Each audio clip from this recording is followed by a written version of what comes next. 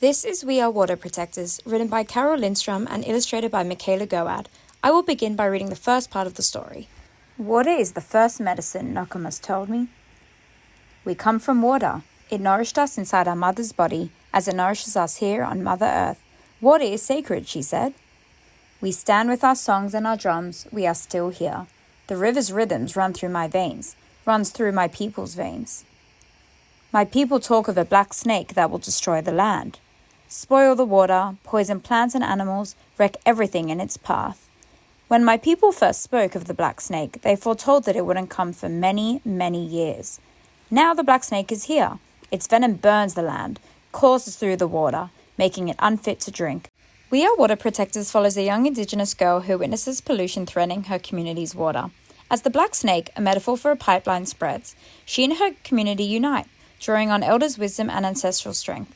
The story progresses from introduction to rising action in environmental activism, concluding with a resolution that emphasizes collective care for the planet. Told from the girl's perspective, the story inspires respect for nature and water, highlighting environmental threats while promoting unity, courage, and collective action. The three main themes in We Are Water Protectors are respect and protection of nature, community and unity, and cultural identity. The story emphasizes caring for the earth, especially water, as a sacred and essential resource, highlighting human responsibility to protect it. It shows the strength of community through collective action, reinforced by the repeated use of we. Told from an Indigenous girl's perspective, the story celebrates Indigenous culture and traditions, showing how spirituality and identity are deeply connected to land and water.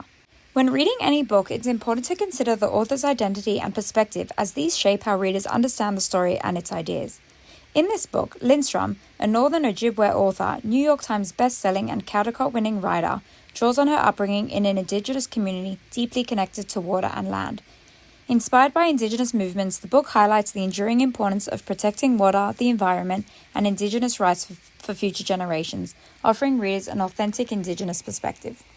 The book is told from the first-person perspective of a young Indigenous girl, inviting readers to see the story through her eyes and fostering empathy for her community's duty to protect water and the environment. Its lyrical, rhythmic language emphasizes the sacredness of water and the deep cultural ties Indigenous peoples share with the land. Through strong, high-modality language, the text conveys urgency and responsibility, encouraging readers to take action to protect water in their own communities. The book demonstrates a symbiotic relationship between its visual and written language, with each enhancing the other's meaning. Goad's illustrations use flowing circular patterns and cool blues and greens to capture the movement and vitality of water, while darker tones appear with the black snake, emphasizing the threat to nature and reinforcing the story's message. In this spread, the young Indigenous girl stands determined, her hair flowing like water, while the words "take courage" and "must" emphasize urgency and empowerment. On the next page, she appears smaller before the looming black snake, visually conveying the magnitude of the threat. The phrase "it will not be easy" reinforces perseverance and the shared responsibility to protect water and the natural world. The young Indigenous girl represents both herself and her wider community, serving as the voice of the we in the title. Unnamed, she becomes a symbolic figure for all water protectors, inviting readers to see themselves in her role. As the focal point of the illustrations, her emotions are conveyed through facial expressions and positioning, at times strong and determined, at others small and vulnerable, reflecting the courage, fear, and hope involved in protecting what is sacred. The setting of the book centers on the natural world, especially the land and waters cared for by the young Indigenous girl and her community. Though not tied to a specific location, it represents Indigenous lands across North America and reflects a spiritual connection between people and nature. The illustrations, with swirling blues and greens, emphasize water's power and sacredness. One image of a braided woman holding her pregnant belly, containing a baby surrounded by stars and plants, symbolizes the deep, cyclical bond between humans, nature, and water, reinforcing that water is both life-giving and sacred. This page powerfully depicts the destruction caused by pollution. A dark pipeline cuts across the scene, spilling toxins that cloud the blue water. Wilted plants and pale, ghostly animals show the damage, their unnatural colors suggesting poisoning. The murky water contrasts with the few bright lilies that remain, symbolizing fragility and resilience. The text echoes the imagery, creating a haunting warning about environmental destruction and the urgent need to protect water. One of the strongest aspects of the book is how Lindstrom uses language to convey emotion and purpose. The first quote expresses the deep spiritual connection between the young girl, her community, and the water, showing it as central to their identity. The second quote highlights her bravery and determination. High-modality language like master and the exclamation inspires strength, unity, and action in defending what is sacred. To assist students in their creative writing and oral activities, a language study lesson is both appropriate and relevant. Students will work in small groups with short text excerpts, including more on water protectors, highlighting Tier 2 words in yellow and Tier 3 words in green.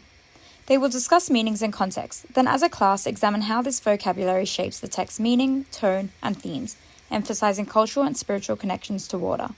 This activity develops vocabulary, deepens understanding of Lindstrom's language choices, and fosters appreciation for Indigenous perspectives on caring for lands and community.